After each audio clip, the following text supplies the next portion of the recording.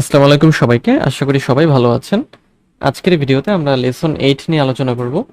তো লেসন 8 এ কি আছে? লেসন 8 এ যেটা আছে বা যে টপিকে আমরা আলোচনা করব সেটা হচ্ছে আর্টিফিশিয়াল ইন্টেলিজেন্সকে আমরা কিভাবে আমাদের ফ্রিল্যান্স কাজগুলো বা ফ্রিল্যান্স প্রজেক্ট জমা দেওয়ার জন্য ব্যবহার করব এবং আমাদের সময় কিভাবে এটা বাঁচাবে। এবং রিয়েল লাইফ কেস স্টাডি বা রিয়েল কেস স্টাডি দিয়ে আমরা এটাকে দেখব। আচ্ছা, এখন এখানে যেটা আমরা করি, আমরা চ্যাটজিপিটি, ক্যানভা এআই বা ক্যানভা ফ্রি এআই বা গ্রামারলি এই টুলগুলো ব্যবহার করে আমাদের কাজকে আরো সহজ করার জন্য। এর মাধ্যমে আমাদের স্পিড অনেক বাড়ে, তার মানে দ্রুত কাজ করতে পারি। এর আগেও আমরা দেখেছি। আচ্ছা, যেমন আমরা যদি এরকম কোনো কাজ করি, আপওয়ার্কে ইউটিউব এসইও এবং সেই সাথে চ্যানেল অডিটের কাজ করি, সেক্ষেত্রে আমাদের যে মানে পুরাতন সিস্টেম বা ট্র্যাডিশনাল যে ওয়ার্ক ফ্লো যেটা স্লোলি চলে, সেক্ষেত্রে আমাদের কিওয়ার্ড রিসার্চ করতে হতো ম্যানুয়ালি, 2 থেকে 3 ঘন্টা লেগে যেত। এসইও ফ্রেন্ডলি টাইটেল ডিসক্রিপশন লিখতে হতো 1 থেকে 2 ঘন্টা। পিডিএফ অডিট রিপোর্ট তৈরি করতে হতো ডিজাইন করে 2 ঘন্টা এবং ক্লায়েন্টকে পাঠাতে হতো। তাহলে মোট 5 থেকে 6 ঘন্টার একটা বিষয় আমাদের ব্যবহার করতে হতো, বা 5 থেকে 6 ঘন্টার ধাক্কা আমাদের ছিল। আর এআই ব্যবহার করে আমরা কি করতে পারি? চ্যাট জিপিটি ব্যবহার ব্যবহার করে কিওয়ার্ড রিসার্চ করতে পারি।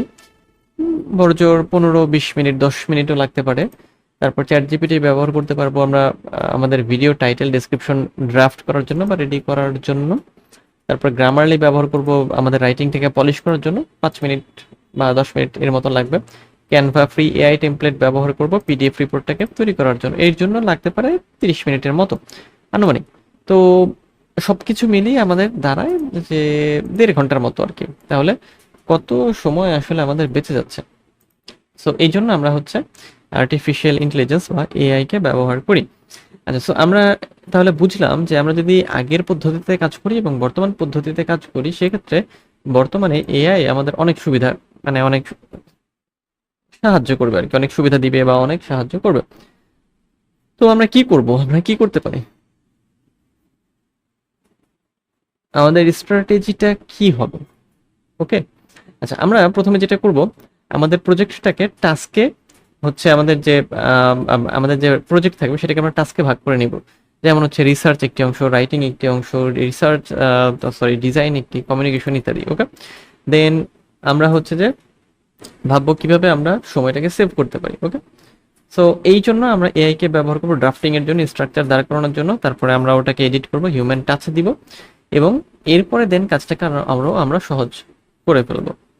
তো কিভাবে করতে পারি আমরা সেটা? আচ্ছা, প্রথম আমাদের প্রজেক্টটাকে ক্লিয়ারলি বুঝতে হবে যে আমাদের প্রজেক্ট কি নিয়ে। ওকে। আচ্ছা, তার মানে ক্লায়েন্টের যে রিকোয়ারমেন্ট সেটা আমরা খুব ভালোভাবে পড়বো। দেন আমরা আসলে কি মানে ডেলিভার করব, কি আমাদের কাছে চাওয়া হয়েছে। আমাদের কাছে এসইও রিপোর্ট চাওয়া হচ্ছে নাকি ডিজাইন চাওয়া হচ্ছে নাকি কন্টেন্ট চাওয়া হচ্ছে, এই জিনিসগুলোকে আমাদের হাইলাইট করতে হবে এবং ফোকাস করতে হবে।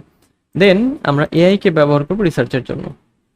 যেমন আমাদের নর্মাল প্রম্পট কি হবে, বা হতে পারে যে generate 20 low competition YouTube keyword in, আমাদের নিশটা দিয়ে দিব আমরা, এবং include search volume and ranking difficulty. Okay. এখন এই জায়গাতে এআই আমাদের কি দিবে, এই যে যেটা আমরা দিচ্ছি সেটা সার্চ করে দিই, মানে রিসার্চ করে সে বের করে দিবে, এবং দেন আমরা ওটাকে ম্যানুয়ালি রিফাইন করব। ওকে। আচ্ছা, এরপরে হচ্ছে আমরা যেটা করি, কন্টেন্ট ড্রাফটিং এর জন্য এআই কে ব্যবহার করব।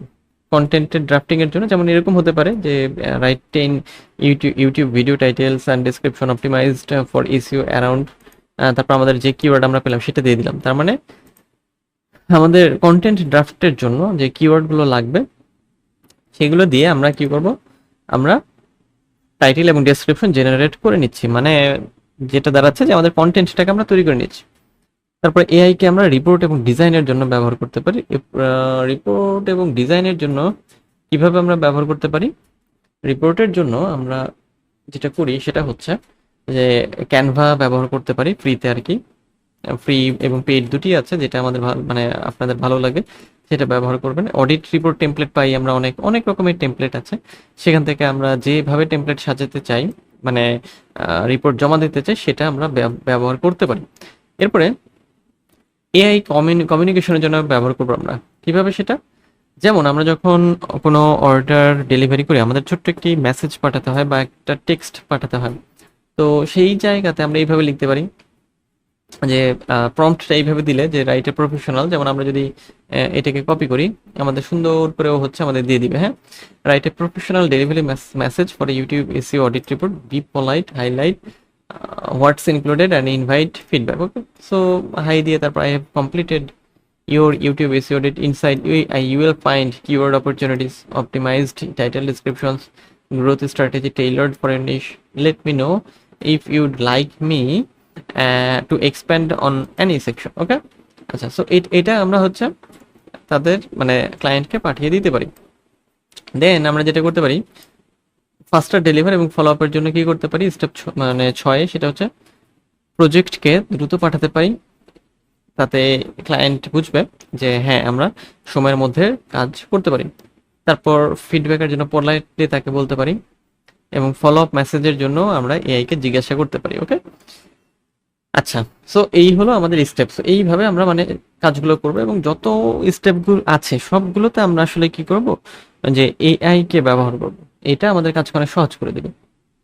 যেমন আমরা আরো কেস স্টাডি দেখতে পারি, যেমন ব্লগ রাইটিং প্রজেক্টের ক্ষেত্রে উইদাউট এআই কি হতো, 4 থেকে 5 ঘন্টা চ্যাট জিপিটি দিয়ে আউটলাইন, সেই সাথে ড্রাফট 20 মিনিট, সবকিছু মিলিয়ে 1 ঘন্টার মধ্যে হয়ে যায়। গ্রাফিক ডিজাইনের ক্ষেত্রে, প্রজেক্টের ক্ষেত্রে যে কোনো ধরনের, ধরি মেডিকেল ফ্লায়ার, এআই ছাড়া হচ্ছে 3 থেকে 4 ঘন্টা লাগতো, কিন্তু ক্যানভা ব্যবহার করে 1 ঘন্টা মিনিমাম, মানে ম্যাক্সিমাম আর কি, কম বেশি হতে পারে।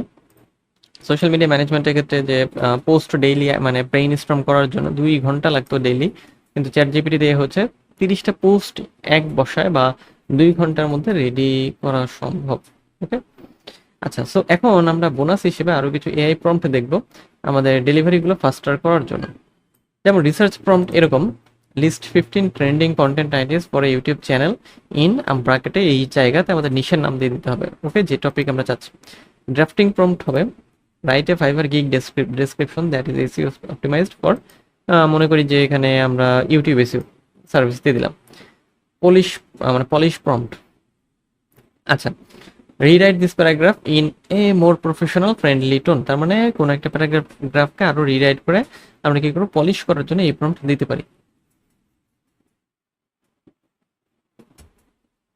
এরপর ডিজাইন প্রম্পট, যেমন suggest 3 flyer design ideas for a medical campaign targeting young professionals, এরকম আমরা দিতে পারি।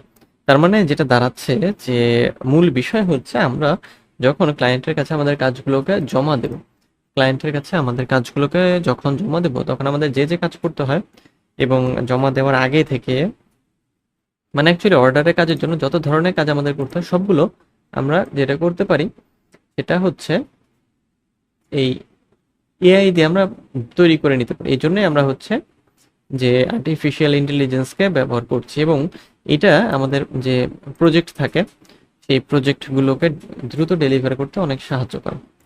তো আজকে এই পর্যন্তই, দেখা হবে নেক্সট ভিডিওতে। সে পর্যন্ত সবাই ভালো থাকবেন।